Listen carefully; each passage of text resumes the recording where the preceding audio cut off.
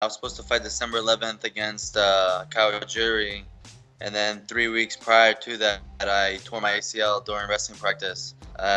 So not even a week later, I flew down to Nebraska, had surgery, and a week later started physical therapy. Started running at 6 weeks, and so I've been hard at it with the physical therapy and PT. So I hit 3 months yesterday, and I'm way farther along than most athletes they've seen before.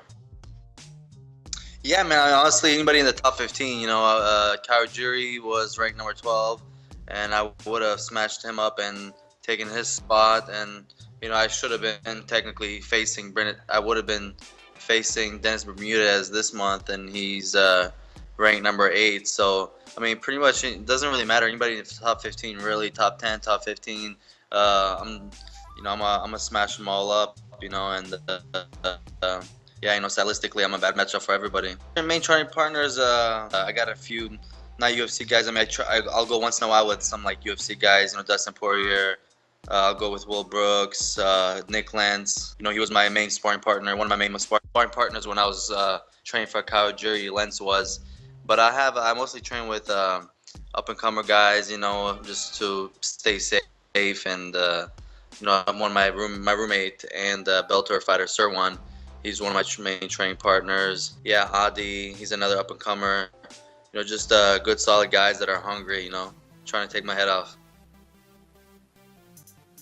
Man, Nick's been here I think almost 3 years. So I've been at ATT for 5 years. So I've kind of grown up here in a way.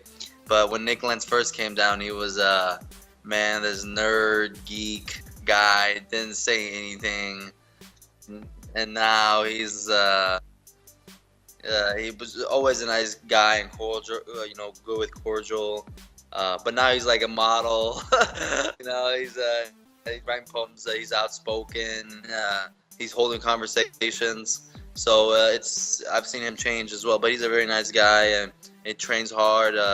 We have one of my assistant boxing coach. He's one of his head coaches. So we see each other daily in the gym, and we motivate each other and push each other. But it's always competitive with me and him. He's a good guy. I would say MMA is my background. I started off in karate when I was about 10 years old. I had I was looking in elementary school, so I had a counselor, and then my counselor ended up being a karate instructor, and I started karate with him for about 4 years, and then I was just looking for something new, and I had a burning desire for boxing. I started boxing about age 14, and then as I started MMA, I started wrestling. I got my wrestling background when I started training for MMA. Yeah, it was definitely a big culture shock. I think I moved actually when I was 8 years old in '99. So it was a big culture shock for me, my family, my brothers. Going to school. We got made fun of a lot and bullied and stuff like that. But we grew up fighting, so we would always get in trouble because we would fight back and get in fights, and that's just how we did it. We didn't take anything. We didn't take no crap. So I got in a lot of trouble. I got in a lot of trouble. Elementary school, middle school, and so it was a big culture shock. And then thankfully we had sponsors and as a family here in America that took us under the wing, helped us out, got us into sports and athletics and things like that to keep us out of trouble and keep us kind of like the American life, American dream. We kind of had that going for a while, and then yeah, here we are. I think it's a combination of both. I mean, definitely, I think you see a lot of foreign fighters. I mean, I think we just grow up differently. We grew up in a different mentality, so I think fighting is more natural to us. I would say a lot of the foreign fighters and cross country guys. But you got your American guys and some other more kind of better places to grow up in that people just start training or just like that Stephen Thompson Wonder Boy. He looks like comes from a good family, but he was just around training. Just training mixed martial arts and became this great guy. Or you take somebody like me or Khan or somebody, you come from a little small town and we just different kind of just a lifestyle that you grow up into. You got a good family, a good father, mother, nice family raising you, and you just train, and you're just this great guy. And you got this other opposite way of living, where it's crazy. You're on the street, you're doing this, you're doing that, and then you kind of come from nothing and you make something of yourself. For sure. I mean, I've always been a person of visualization. I mean, part of it, it's got me here to where I am. I've done it for a long time. So yeah, I mean, I visualize everything.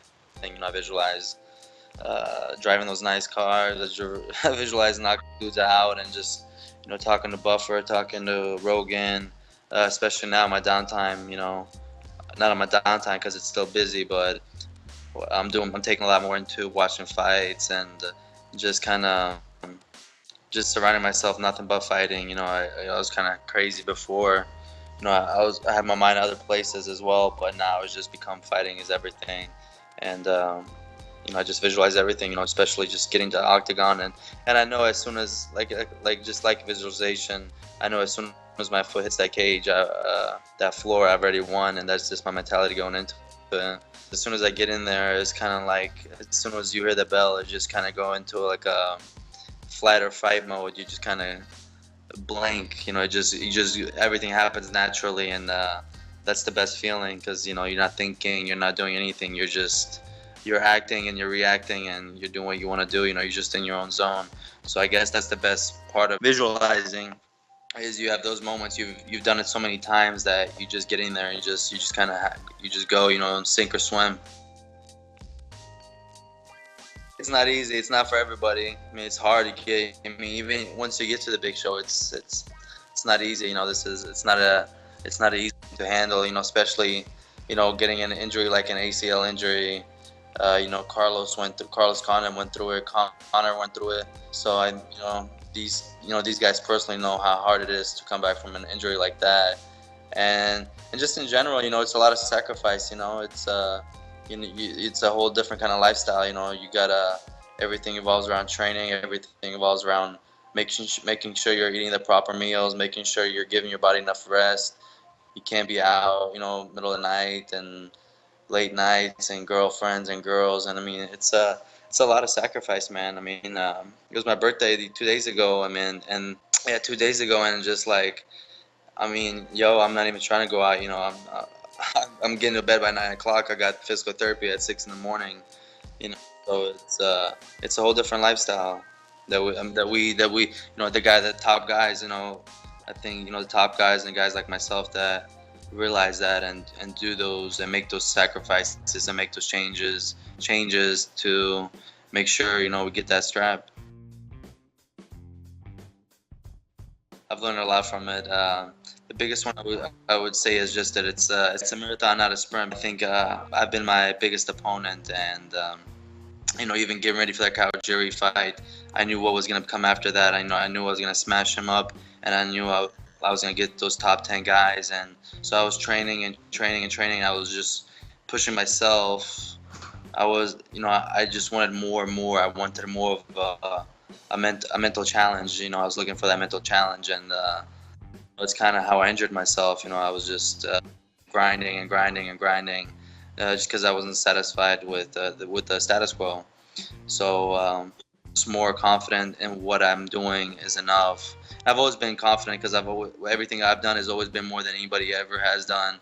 Any of these guys, I see the best guys in the world day to day, how they train, and I know the way I do things is, I mean, it blows everybody out the water. So just being content with what I'm doing, and just kind of slowing down a little bit. It doesn't have to be a 5-round Robbie Lawler Condit fight every day.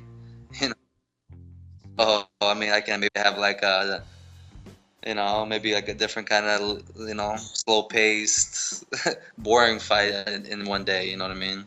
So yeah, just I've kind of matured in that way, and but I'm just it's made me tougher. I've always been tough, but I mean, I think this has even made me tougher, and I'm just excited to get back and smash these guys up. I know where I belong, and I know where I'm gonna be. Thanks for watching MMA Digest. Don't forget to like, comment, subscribe, and share.